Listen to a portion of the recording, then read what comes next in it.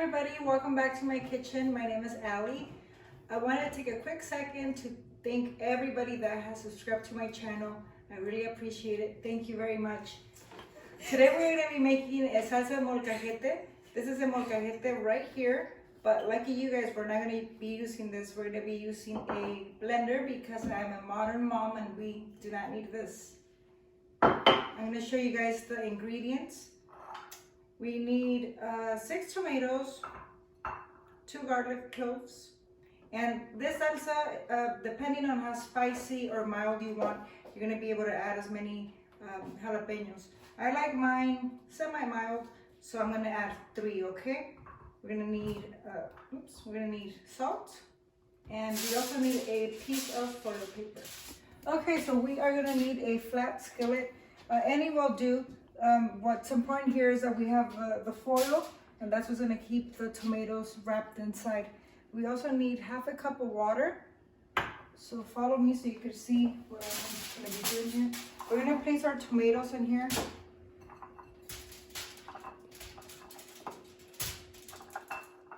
And your garlic. You can kind of wrap it up now, but we're going to carry this over to the skillet. So make it almost like a little basket for them. I'm going to pour my water. Okay, so then you could use less than half of that cup that I showed you. You're going to use just a pinch of salt. And this is kind of, it's off to taste. So, okay,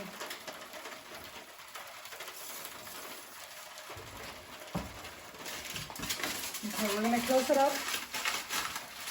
Make sure that the tomatoes are all bundled up in here. And for the jalapeños, we're going to put them on the side. The tomatoes are going to be ready before the jalapeños, and that's fine. They cook a little slower, that's why. They're going to start making that noise, that crackling noise, and that's normal. That's just part of them getting grilled on the skillet. This whole cooking process, I've noticed that it takes maybe about 15 minutes. Just keep an eye on them, okay? Okay, so we had our skillet at medium heat, so I'm going to show you guys what the tomatoes should look like when they're ready. So get in here close so you can see. They're nice and soft to the touch. And we have this water here, so it's going to be used for the salsa, so do not get rid of it. We need to have a blender close by because we need to pour this in here. Meanwhile, our jalapeños are still grilling, so let's, very careful guys, this is very hot. 1, 2, 3.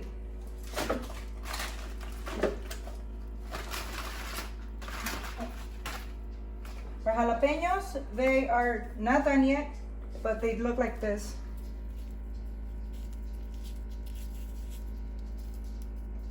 So let them cook.